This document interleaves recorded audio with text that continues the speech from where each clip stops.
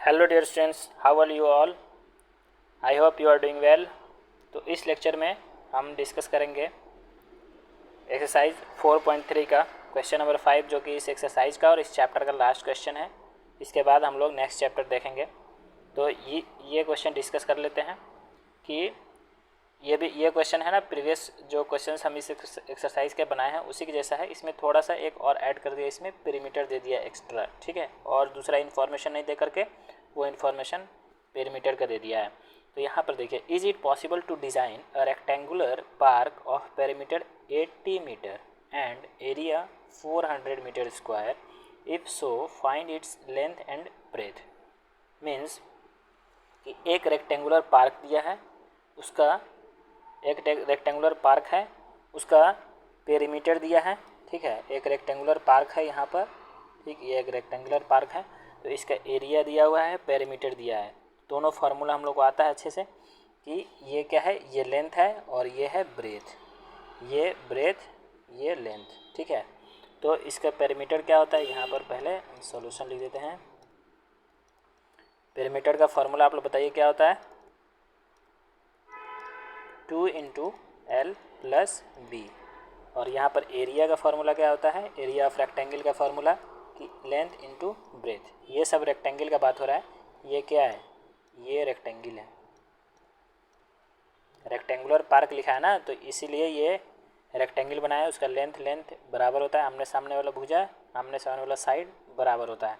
तो देखिए यहाँ पर पेरीमीटर कितना दिया है, पेरीमीटर दिया है 80 मीटर। तो पेरीमीटर यहाँ पर 80 और 2 इंटू एल प्लस बी, यानी यहाँ से 80 divided by 2 is equal to L plus B. यहाँ से आ गया L plus B is equal to कितना आ गया, 40, ठीक।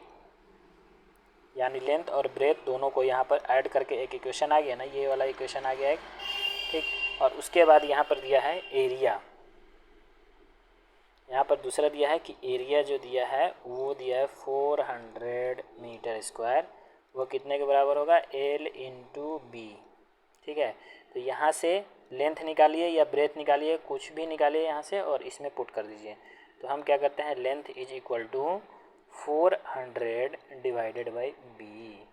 अब इसको है ना सेकेंड इक्वेशन मान लेते हैं। यहाँ पता चला ये कैसे आया, ये देखिए लेंथ इंटू ब्रेथ है, तो इसको 400 से जब इसको है ना इस साइड लेकर के आएंगे तो ये डिवाइड होगा, क्योंकि इधर गुना में है, मल्टीप्लाई में है, तो इधर आएगा तो डिवाइड में होगा, ठीक है। अब क्या होगा कि हम लोग क्या यहाँ पर लिखेंगे कि put L is equal to 400 by B in equation, कौन सा, इक्वेशन फर्स्ट में। यानी ये जो सेकंड इक्वेशन था, ये सेकंड इक्वेशन था ना, अब उसको फर्स्ट इक्वेशन में हम रखते हैं। तो फर्स्ट इक्वेशन क्या था, एल प्लस बी, यहाँ पर फर्स्ट इक्वेशन था L plus B is equal to 40, ठीक। तो यहाँ पर एल के जगह पर लिखते हैं 400 बाई बी प्लस यहाँ पर बी इज इक्वल टू है ना क्या है, 40। अब इसको एलसीएम लेने आता है आप लोगों को, यहाँ पर एलसीएम लीजिए बी, और यहाँ पर आ जाएगा 400 और ये हो जाएगा B square is equal to 440। यहाँ पर देखिए 400 प्लस बी स्क्वायर, अब इसको है ना इससे मल्टीप्लाई करेंगे, इसको इससे मल्टीप्लाई करेंगे तो ये हो जाएगा 40 बी, ठीक। अब ये बी स्क्वायर सबको एक साइड लेकर के आते हैं, 40 B plus 400 is equal to 0। अब यहाँ से हम क्या ले सकते हैं, ये एक किस टाइप का इक्वेशन बन गया, a x square plus b x plus c is equal to 0 वाला इक्वेशन बन गया। तो यहाँ से हम देख करके बता सकते हैं कि इसमें ए क्या है, 1, यहाँ पे 1 छुपा हुआ है, और यहाँ से b क्या है -40, और यहाँ से c क्या है 400, ठीक। अब क्या करना है, यहाँ पर है ना डिस्क्रिमिनेंट निकाल लेना है, ठीक है। सबसे पहले जब भी वो फार्मूला लगाएं आप लोग तो एक बार है ना डिस्क्रिमिनेंट निकाल लें।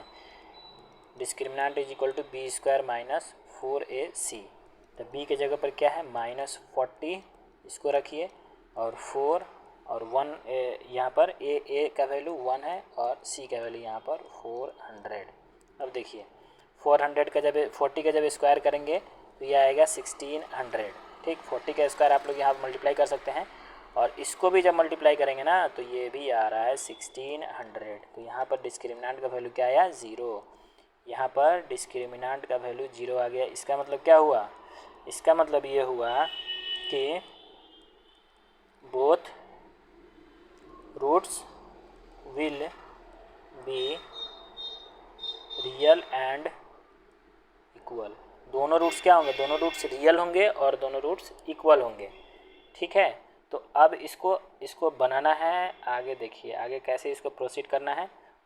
B square minus 40b plus 400, यहाँ पर लिखेंगे B square minus 40b plus 400 is equal to 0, जहाँ मेरा डी जो आया है वो 0 आया है।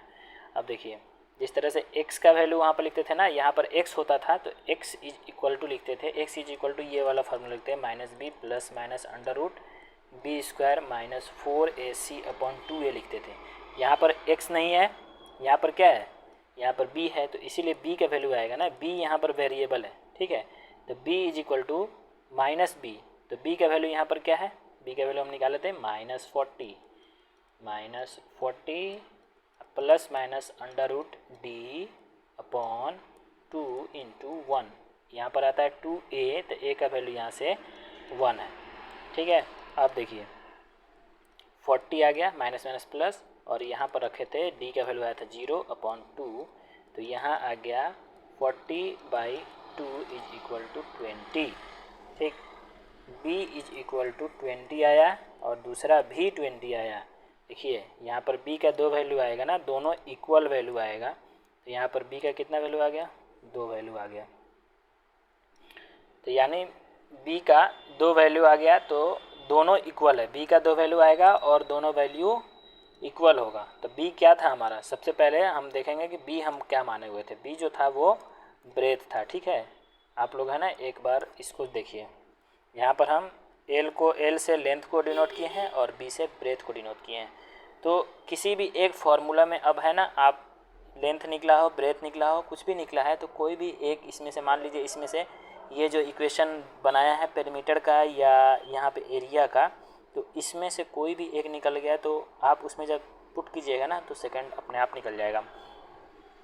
तो यहाँ पर ब्रेथ निकल गया है, अब यहाँ हमको लेंथ निकालना है। ठीक है, तो हम पेरीमीटर वाला फार्मूला में रखें तब भी सेम आएगा, आंसर आएगा, और एरिया वाला में रखें तब भी सेम ही आंसर आएगा। तो चलिए हम दोनों से हम निकाल के दिखा देते हैं। ठीक है,